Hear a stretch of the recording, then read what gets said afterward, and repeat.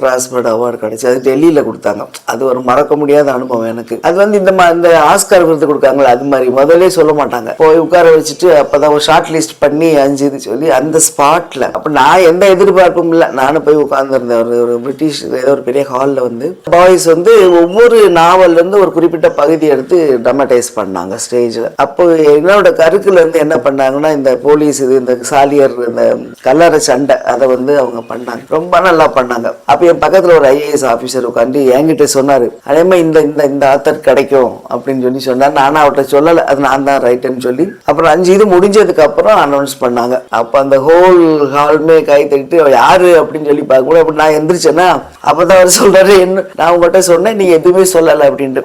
அப்புறம் மேலே போய் வாங்கும்போது உண்மையிலே ஒரு த்ரில்லிங் எக்ஸ்பீரியன்ஸ் தான். அது வந்து நம்மளை ஸ்பாட்டில் நம்மளை சூஸ் பண்ணி இது கிடைக்குன்னு சொல்லிட்டு